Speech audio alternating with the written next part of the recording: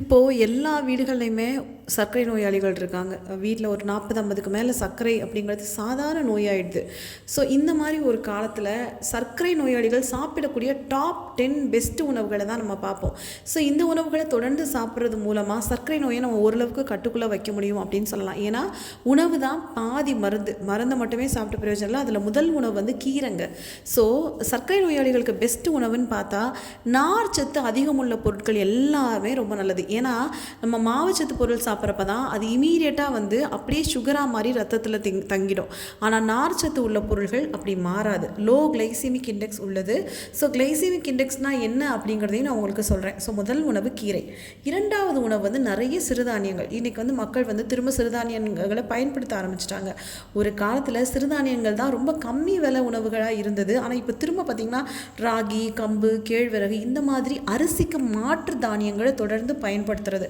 அரிசிக்கு மாற்று தானியம்ங்கிறது கோதுமை மட்டும் இல்லைங்க, நிறையாவே இருக்குது. ஸோ அந்த மாதிரி உணவுகளை பயன்படுத்துறது. மூணாவது பெஸ்ட் உணவு நம்ம ரெகுலராக எடுத்துக்கிற சாம்பார். ஏன்னா சாம்பாருங்கிறது 2 விஷயங்க. ஒன்று புரோட்டீன், நிறைய காய்கறி. ஏன்னா பருப்பில் வந்து புரோட்டீன் இருக்குது. நான் முதல்லே சொன்ன மாதிரி எந்த உணவுகளில் நார்ச்சத்து அதிகம் இருக்கோ காய்கறிகளில் நார்ச்சத்து இருக்குது, பருப்பில் புரோட்டீன் இருக்குது. ஸோ இது ரெண்டுமே உடனடியாக நம்ம ரத்தத்தில் சர்க்கரையாக மாறாது. அதனால் சாம்பார் சாப்பிட்றீங்கன்னா அது ஒரு மிகச்சிறந்த உணவு, மிக சத்தான உணவும் கூட. ஏன்னா it is a combination of protein and fibre. அடுத்து 4வது உணவு நம்ம சாம்பாருக்கு அடுத்தபடியாக வீடுகளில் சாப்பிட்ற ரசம் அப்படின்னு சொல்லலாம். ரசம் நம்ம சாப்பிட ஆரம்பிக்கிறதே செரிமானத்துக்கு ரொம்ப நல்லது. ரசத்தில் பயன்படுத்துகிற மிளகு, சீரகம் மாதிரியான பொருட்களுமே அந்த இன்சுலின் ரெசிஸ்டன்ஸ், அதாவது இன்சுலின் வந்து உடம்போட எல்லா செல்கள்லையும் போய் சேர்றதுக்கு ஹெல்ப் பண்ணுங்க. ஸோ இந்த இன்சுலின் ரெசிஸ்டன்ஸை தடுக்கும். எப்படி சாம்பார் ரொம்ப சர்க்கரை நோயாளிகளுக்கு நல்லதோ அதே மாதிரி ரசமும் நல்லது. கிட்டத்தட்ட ரசம் அப்படிங்கிறதே சூப் மாதிரி தான். அதே மாதிரி ஈவினிங் ஸ்நாக்ஸ் அப்படிங்கிறது நமக்கு கிரேவிங் இருக்கும். இப்போ சர்க்கரை நோயாளிகள்னாலும் அவங்களுக்கும் அந்த கிரேவிங் இருக்கும். சாயங்காலத்தில் ஏதாவது சாப்பிடணும் போல். ஸோ அந்த நேரத்தில் சாப்பிட்றதுக்கு புரோட்டீன் அதிகமாக நிறைஞ்ச கொண்டக்கடலை, சுண்டல் இந்த மாதிரி உணவுகளை தேர்ந்தெடுக்கலாம். ஸோ அது வந்து ஃபைபர் நிறைய நிறைஞ்சிருக்கனால உடனடியாக சுகராக மாறாது. It has low glycaemic index. Again it is very good for sugar patients. So அதனால் கொண்டக்கடலை மாதிரியான ஸ்நாக்ஸை நமக்கு தேவைப்படுற நேரங்களில் சாப்பிட்றது. அடுத்த பெஸ்ட்டு உணவு பச்சை பயிறுங்க. பச்சை பயிறு. ஸோ இந்த பச்சை பயிறு சில பேர் ரெகுலராக எடுத்துப்பாங்க. இந்த பச்சை பயிருக்கு வந்து 2 விஷயம் இருக்குது. ஒன்று லோ கிளைசிமிக் இண்டெக்ஸ், அடுத்து செல்களுக்கு இன்சுலின் போய் சேர்ற ஆற்றலையும் வழங்குது. ஸோ அந்த இன்சுலின் ரெசிஸ்டன்ஸையும் தடுக்குது. சர்க்கரை நோயாளியாக இருந்தால் சமோசா, பப்ஸு, வடை அந்த மாதிரி நொறுக்கு தீனி சாப்பிடாம இந்த பச்சை பயிறு இதை வந்து வேக வச்சோ இல்லை முளைக்கட்டியோ சாப்பிட்றது மூலமாக நம்ம வந்து சர்க்கரை நோயை நம்ம வந்து கட்டுப்பாட்டில் வச்சுருக்க முடியும். அடுத்த பெஸ்ட்டு விஷயம் அப்படின்னு பார்த்திங்கன்னா தயிர், கர்ட். ஸோ கர்ட் வந்து நமக்கு நிறைய ப்ரோபயோட்டிக்ஸ் நிறைஞ்சதுங்க. ஸோ நம்ம வந்து பாருங்களேன், நம்மளோட பாரம்பரிய உணவே வந்து என்னென்னா நமக்கு நல்ல சாம்பார் சாப்பிட்றோம், ரசம் சாப்பிட்றோம், தயிர்.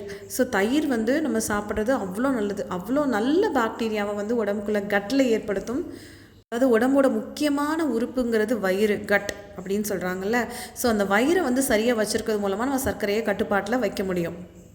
அடுத்து சர்க்கரை நோயாளிகள் சாப்பிடக்கூடிய இன்னொரு மிகச்சத்தான உணவு அப்படின்னு பார்த்தோம்னா முட்டை. நான் முதல்லே சொன்ன மாதிரி ஒரே காம்பினேஷன் தான், ப்ரோட்டீன் ப்ளஸ் ஃபைபர். இதை ஞாபகம் வச்சுக்கோங்க. ஸோ எந்த உணவுகள்லாம் ப்ரோட்டீன் ரிச்சாகவும் ஃபைபர் ரிச்சாகவும் இருக்கோ அது எல்லாமே சர்க்கரை நோயாளிகளுக்கு நல்லது. மாவுச்சத்து மிக்க பொருட்கள் தான் நல்லதில்லை. இப்போ நம்ம அரிசி, கோதுமை இதில் எல்லாமே மாவுச்சத்து அதிகமாகவே இருக்குது. இப்போ முட்டை அப்படின்னு எடுத்துக்கிட்டிங்கன்னா இது வந்து நல்ல சோர்ஸ் ஆஃப் ப்ரோட்டீன். அதோட மஞ்சள் கருமே நீங்கள் கொலஸ்ட்ரால் அந்த மாதிரி பிரச்சனை இல்லைன்னா தாராளமாக சாப்பிடலாம். ஏன்னா சில வகை ரேரான அமினோ ஆசிட்ஸ் வந்து அந்த முட்டையோட மஞ்சள் கருவில் இருக்குது. அதனால் உங்களுக்கு கொழுப்பு பிரச்சனை இல்லாத பட்சத்தில் முட்டை அப்படிங்கிறது ரொம்ப நல்ல உணவு. எக் ஒயிட் யார் வேணால் சாப்பிடலாம். அடுத்து சர்க்கரை நோயாளிகளுக்கான மிகச்சிறந்த உணவு ரெட் மீட் கிடையாதுங்க, அதாவது கறி கிடையாது. அதுக்கு பதிலாக மீன் சாப்பிடலாம். ஏன்னா நீங்கள் வந்து ஒரு அசைவ உணவு சாப்பிட்றவங்க இருந்தால் மீன் வந்து ஒமேகா 3 ஃபேட்டி ஆசிட்ஸ் நிறைஞ்சது. ஸோ இதுவுமே டைப் 2 டயபெட்டிஸ் பேஷண்ட்ஸ்ன்னு சொல்கிறாங்கல்ல. இப்போ சில பேர் பார்த்திங்கன்னா கழுத்து வந்து பயங்கர கருப்பாக இருக்கும். ஸோ சில விஷயங்கள் வந்து அந்த இன்சுலின் ரெசிஸ்டன்ஸ்னால ஏற்படுற அந்த டைப் 2 டயபெட்டிஸ், டைப் 2 சர்க்கரை நோயாளிகளுக்கு நீங்கள் எந்த சர்க்கரை நோயில் சஃபர் பண்ணாலும் மீன் உங்களுக்கு ரொம்பவே நல்லது அப்படின்னு சொல்லலாம். ஏன்னா சர்க்கரை நோயை வந்து சில நேரங்களில் ஹார்மோன் பிரச்சனைகளை கொண்டு வந்து விட்டுரும். அதையுமே மீன் சரிப்படுத்தும். 10வது விஷயம் நிறைய காய்கறிகளை சேர்த்துக்கிறது. ஸோ உணவு, அதாவது அரிசி சாதத்தை கொஞ்சமாகவும் காய்கறி, குழம்பு இந்த மாதிரி விஷயத்த நிறைய சாப்பிட்றது. நாங்கள் ஈஷா யோகா சென்டர் போவோங்க, ஆஷ்ரம். ஸோ அங்கே இப்படி தான் இருக்கும். நிறைய வந்து இந்த சிறுதானிய உணவுகள் இருக்கும், காய்கறிகள் நிறையா இருக்கும், மாவு பொருட்கள் ரொம்ப ரொம்ப கம்மியாக இருக்கும். ஸோ நிறைய காய்கறிகள் சாப்பிட்லாம், நிறைய குழம்பு அந்த மாதிரி சூப் அந்த மாதிரி எடுத்துக்கலாம், முட்டை சாப்பிட்லாம், அசைவ உணவு சாப்பிட்றவங்களா இருந்தால் மீன் சாப்பிட்லாம், தயிர் எடுத்துக்கலாம். மாவு சத்து உள்ள பொருட்களை மட்டும் கண்டிப்பாக குறைக்கணும். அதாவது நிறைய சாதம் சாப்பிட்றது. இப்போ பாருங்கள், இந்த 10 உணவுகளையுமே கீரை சொல்லியிருக்கேன், சிறுதானிய வகைகள், சாம்பார், சூப், ரசம் இந்த மாதிரி பொருட்கள், ஸ்நாக்ஸ் தேவைப்படுறப்ப கொண்டக்கடலை, பச்சைப்பயிறு, அதுக்கப்புறம் தயிர் தனியாக சாப்பிடலாம், இல்லை மோராக எடுத்துக்கிறது இன்னும் நல்லதுன்னு சித்த மருத்துவம் சொல்கிறாங்க. ஸோ இதெல்லாம் ஃபாலோ. ஸோ இது எல்லாத்தையும் தொடர்ந்து ஃபாலோ பண்ணுங்கள்.